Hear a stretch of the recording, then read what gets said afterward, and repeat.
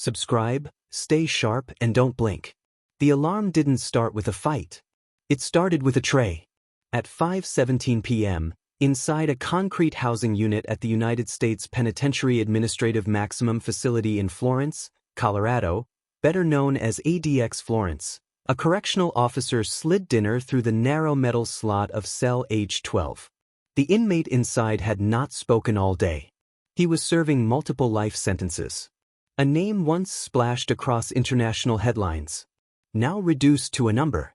The tray held what was listed on the official menu: processed turkey loaf, reconstituted mashed potatoes, 2 slices of white bread, and a small portion of canned green beans.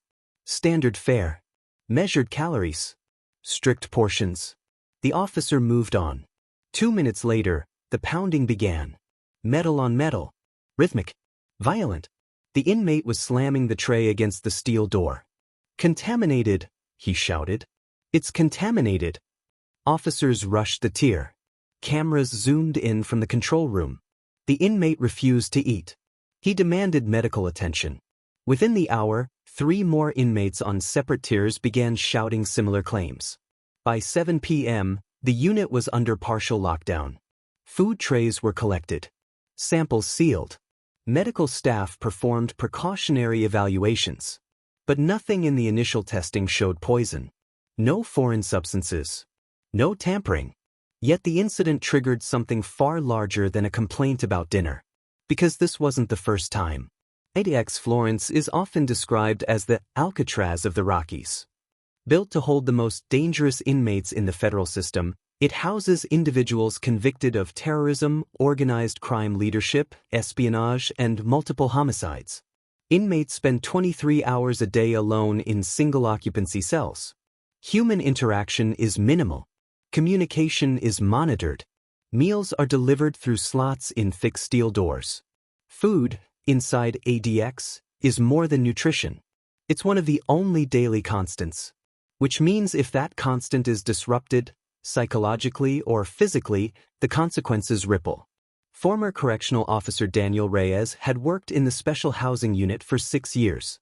He agreed to speak on record after retiring. "People think food is simple," he said. "It's not. It's control. It's timing. It's routine. If that routine shifts, even slightly, you feel it." Reyes described how meals are prepared in a central kitchen under strict security. Ingredients are logged. Portions measured. Trays assembled under supervision. Everything is documented. So when 4 inmates in high-security housing simultaneously claimed contamination, administrators took notice. Not because they believed poison had slipped through, but because coordination inside ADX is nearly impossible. Nearly. Investigators pulled surveillance footage from the kitchen. No irregularities. They reviewed staff logs. No discrepancies.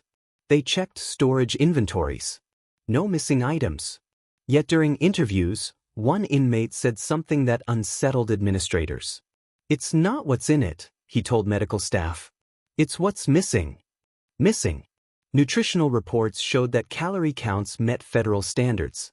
But several inmates had filed grievances over recent months, claiming portions were shrinking. One even documented his trays, sketching them on scraps of paper. Detective-style attention to detail. That inmate was Marcus Hale, convicted of orchestrating a large-scale financial fraud operation that defrauded investors of millions before his arrest. Inside prison, Hale had no access to computers. But he had a mind trained to notice patterns. Hale had filed 6 formal complaints alleging systematic reduction of caloric intake in specific housing units. The complaints had been dismissed. Until the tray incident. Medical evaluations that night showed nothing toxic. No signs of foodborne illness. No abnormal blood work. But something else appeared.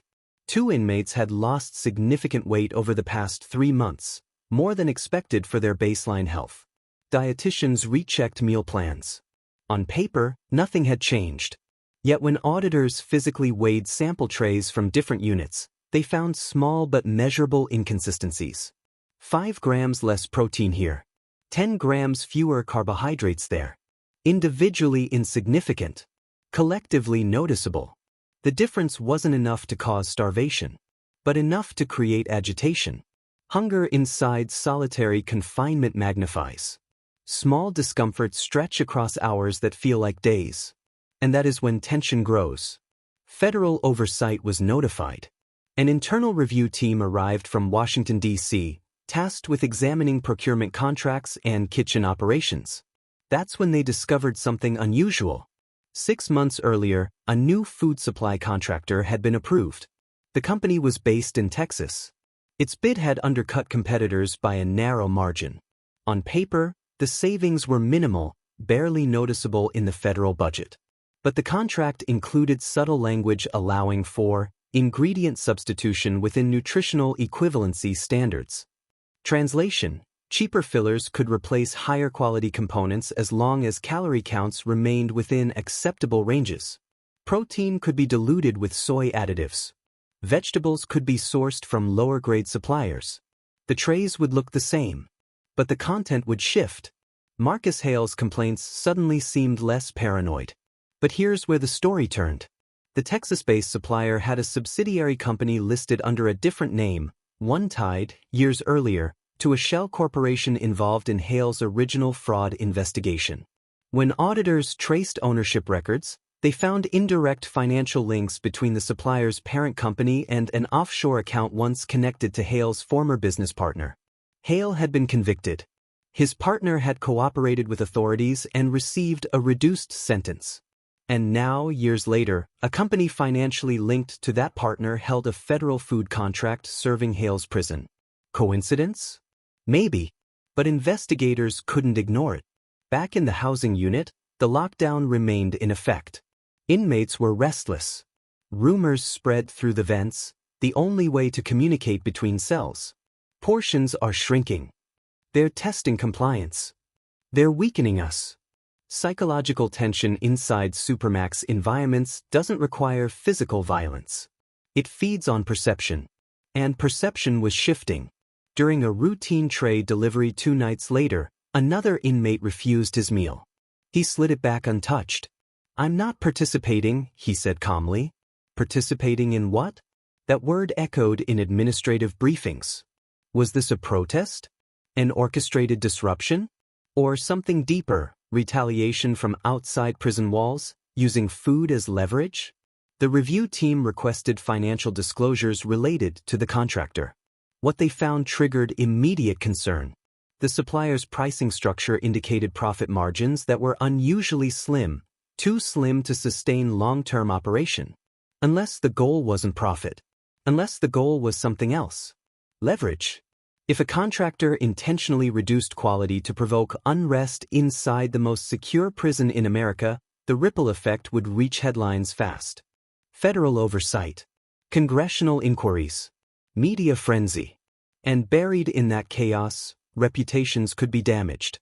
Careers ended, including those of prosecutors tied to Hale's original case. But the most disturbing discovery came during a surprise inspection of the kitchen storage facility. Behind standard supply crates, investigators found several pallets of product not listed in official inventory logs. Unmarked packaging. Generic labeling. And when laboratory tests were conducted on those specific batches, analysts detected something subtle but alarming. Not poison. Not contamination. But trace compounds known to suppress appetite when consumed consistently over time. In small doses, legally used in certain medical contexts. But here? Inside a Supermax facility? Unauthorized. And when investigators traced the shipment origin, they found it didn't come from the approved supplier warehouse. It came from a secondary distribution center owned by a private equity group, one with historical financial ties to Hale's former partner. The implication was chilling. Someone on the outside might be manipulating food supplies inside the most secure prison in America. Not to kill. Not to sicken. But to destabilize. And when investigators opened the sealed records connecting the contractor approval process to internal recommendations, they found a signature. A mid-level federal procurement officer who had once testified in Hale's trial. And that connection changed everything. By dawn, the procurement officer's name was no longer buried in paperwork. It was on the desk of the Bureau's Internal Affairs Division. Elliot Granger wasn't a high-profile official. He didn't make policy. He didn't appear on television. He processed bids, signed compliance approvals, and moved contracts from one desk to another. Invisible, efficient, forgettable. Except he wasn't forgettable to Marcus Hale. Granger had testified during Hale's federal fraud trial 5 years earlier, explaining how procurement manipulation and shell vendors were used to siphon millions from public infrastructure contracts. His testimony had been methodical, almost clinical. Hale had stared at him from the defense table the entire time. Now, Granger's signature authorized a food supplier tied indirectly to Hale's former partner. Internal Affairs moved fast. They froze new shipments from the contractor and pulled Granger in for questioning. He didn't lawyer up. He didn't stall. He looked confused. "I signed off on compliance," he said. "Nutritional equivalency, cost efficiency, vendor background checks. Everything cleared." When confronted with the appetite suppressant trace compounds discovered in unmarked pallets, his confusion shifted to something else. "That wasn't in the bid," he said. "That wasn't in the samples." Investigators pushed harder. Why approve a supplier with ownership ties, however indirect, to an entity connected to Hale's past? Granger insisted the connection was buried through layers of private equity restructuring. "You'd need forensic accountants to see it," he said. "I process paperwork. I don't investigate offshore trust trees." Maybe that was true. But someone had. Because inside ADX Florence, the atmosphere was changing. The partial lockdown had escalated to a full operational freeze in affected units. Inmates were served standardized emergency rations sourced from an entirely different federal supply line. Every tray was weighed. Every ingredient logged twice. And still, the tension grew. Correctional officers reported increased agitation. More grievances filed in a single week than in the previous 2 months combined. In solitary confinement, where silence is policy, unrest doesn't roar. It simmers. Marcus Hale had stopped eating entirely. Medical staff documented it as a hunger strike. When asked why, he gave a single answer. "You know exactly why." Outside the prison walls, investigators traced the private equity group that owned the secondary distribution center. The structure was labyrinthine: shell companies in Delaware, holding firms in Nevada, silent partners through offshore trusts. But one name surfaced repeatedly in historical filings. Adrian Keller, Hale's former business partner. The man who cooperated with prosecutors. The man who walked away with a reduced sentence and later rebuilt a quiet consulting career. Keller had not been charged in connection with the food contract. But financial analysts found that a trust bearing his initials had invested in the equity group 18 months earlier. That trust had no direct control over operations. But it benefited from returns. Returns that would increase if production costs decreased. By diluting protein. By substituting fillers. By quietly altering the composition of meals served to the most isolated inmates in America. Was it revenge? Or was it business stripped of ethics? Investigators weren't sure. But then a new development forced their hand. 3 days into the expanded lockdown, an inmate in a separate housing unit collapsed during routine recreation time. Medical response was immediate. Vitals stabilized quickly. Tests showed no toxins. But blood panels revealed abnormally low metabolic markers consistent with prolonged appetite suppression. Not starvation. Not acute poisoning. But gradual physiological alteration. The compounds found in the unmarked food pallets weren't lethal. They were behavioral, used in controlled settings to manage appetite in certain medical treatments. Safe when monitored, dangerous when administered without oversight. And inside a Supermax prison, where inmates already experience extreme isolation, altering appetite could have psychological consequences. Sleep disruption, irritability, heightened aggression, destabilization. The implications were enormous. If proven intentional, this wasn't a food quality issue. It was manipulation. Internal Affairs widened the investigation.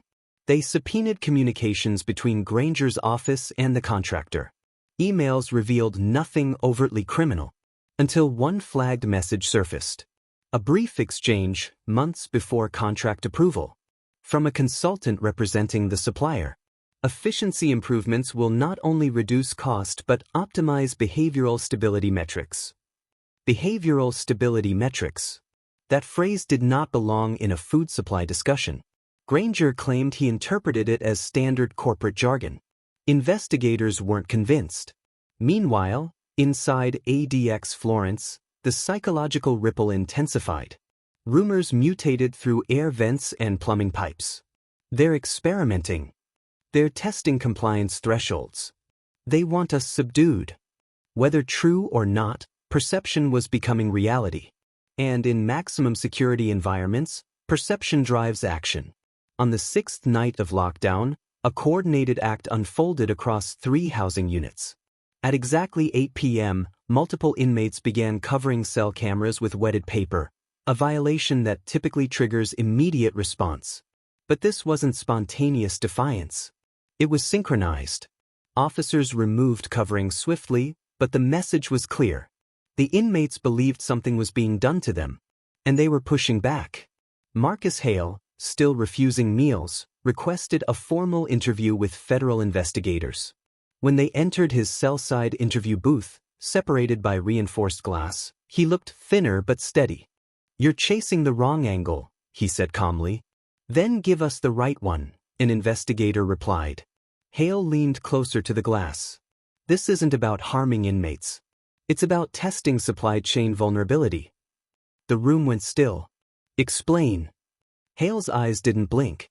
"If you can introduce unauthorized compounds into a Supermax food system without detection for months, you can introduce anything.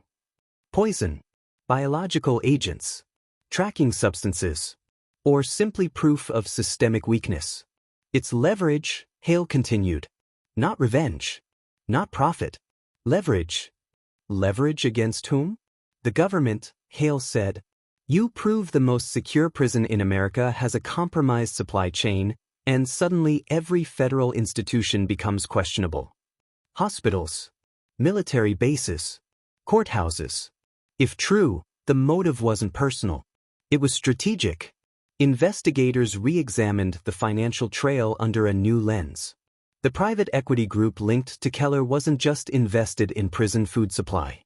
It held minority stakes in logistics firms servicing federal facilities nationwide. Airports, medical distribution centers, defense contractors. The appetite-suppressant compounds may have been a test run. Low risk, hard to detect, legally ambiguous in small quantities, but proof of concept. And then came the discovery that shifted the case from administrative misconduct to potential national security concern. A whistleblower inside the supplier's Texas facility contacted federal authorities anonymously. He claimed production batches were being altered off-record under instruction from a special compliance advisory board. That board wasn't listed in corporate filings. And when investigators demanded documentation, the company's legal team stalled. Time was now critical. Because if Hale was right, if this was about exposing systemic vulnerability, then the incident inside ADX Florence was only phase 1. Back in the prison, tensions reached a breaking point. Emergency rations remained in place, but inmates continued filing coordinated grievances. Hunger strikes spread beyond Hale's unit. Media outlets began sniffing around after a leaked memo hinted at dietary irregularities. Public scrutiny loomed. And scrutiny meant pressure. Pressure on administrators. Pressure on procurement offices. Pressure on Granger. Late one evening, as Internal Affairs prepared formal charges against mid-level executives at the supplier, Elliot Granger disappeared. He didn't show up for work.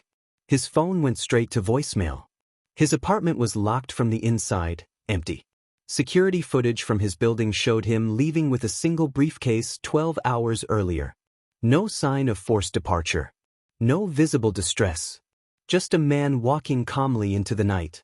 And inside that briefcase? Investigators would soon learn it contained digital storage drives removed from his government-issued workstation. The drives held procurement data, including pending bids from other federal institutions. If Granger was complicit, He had just escalated the situation. If he wasn't, he might be running from something far larger than paperwork. As federal agents issued a regional alert for his location, another shipment manifest surfaced, one scheduled for delivery not to ADX Florence, but to a federal detention center in Virginia. And that shipment originated from the same secondary distribution hub. Different product. Different label. Same chemical trace signature. The test hadn't been confined to one prison. It was expanding. And when agents raided the Texas facility the next morning, they found the production floor wiped clean, records deleted, security footage erased, servers physically removed. But in a locked administrative office, hidden behind a false wall panel, they discovered something that froze the room. A printed document titled Phase 2 Implementation Schedule. With dates, locations, and a handwritten note at the bottom. Proof creates power. By the time the words Phase 2 Implementation Schedule were entered into the federal case file, the investigation had already crossed an invisible line. This was no longer about inmate meals. It was about infiltration.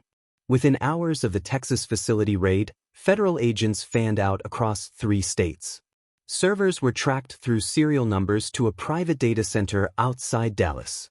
Warrants were signed. Doors were breached. Racks of hardware were seized before sunrise. But the key player was still missing. Elliot Granger hadn't used his credit cards. He hadn't contacted family. His car was found in long-term parking at Reagan National Airport. No outbound flight under his name. That meant one of 2 things. He never left. Or he never intended to. Inside ADX Florence, Marcus Hale ended his hunger strike the same day news of the raid filtered into the prison through back-channel whispers.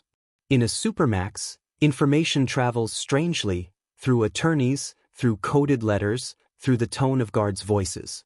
Hale requested another interview. This time, he didn't look defiant.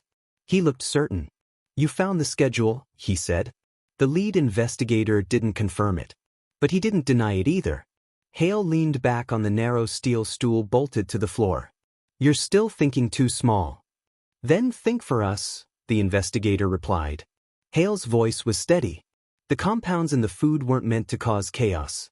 They were meant to prove access. Quiet access. If someone can alter controlled supply chains without detection, they can alter anything. "Who benefits?" the investigator pressed. "Whoever controls the narrative when the breach is exposed." That was the part that had kept federal officials awake for 72 straight hours.